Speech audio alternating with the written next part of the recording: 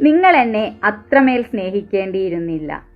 എൻ്റെ കാലിന്മേലുള്ള ഒരു ചങ്ങല പോലെ എനിക്ക് ആ സ്നേഹം തോന്നിത്തുടങ്ങിയിരിക്കുന്നു. ഇത് എൻ്റെ വരികളല്ല കേട്ടോ, ബഹുമാനപ്പെട്ട മാധവിക്കുട്ടിയുടെ പ്രസക്തമായ വരികളാണ്. പലപ്പോഴും സ്നേഹം അങ്ങനെയാണ്. നമ്മൾ പറയും നമ്മൾ അവരെ ഒരുപാട് സ്നേഹിക്കുന്നു, നമ്മൾ ആത്മാർത്ഥമായിട്ടാണ് സ്നേഹം വാരിക്കോരി നൽകുന്നത് എന്നൊക്കെ. പക്ഷേ നിങ്ങൾ എത്രത്തോളം അവരെ സ്നേഹിച്ചിട്ടും ഒരു കാര്യവുമില്ല. എത്രത്തോളം അവരെ മനസ്സിലാക്കിക്കൊണ്ട് സ്നേഹിക്കുന്നു എന്നുള്ളതാണ്. മനുഷ്യർ പല വിധത്തിലാണുള്ളത്. ഞാൻ സ്നേഹിക്കപ്പെടണമെന്ന് ആഗ്രഹിക്കുന്നത് പോലെയല്ല മറ്റൊരാൾ സ്നേഹത്തെ നോക്കിക്കാണുന്നത്.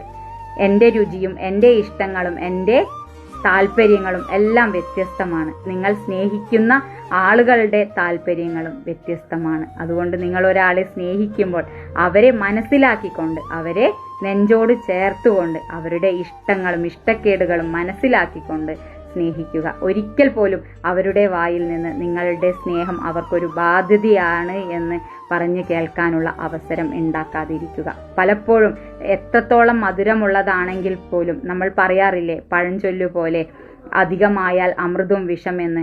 സ്നേഹവും അങ്ങനെ തന്നെയാണ്. അത് അധികമായാൽ വിഷമായി തന്നെ മാറുന്ന ഒരവസ്ഥ.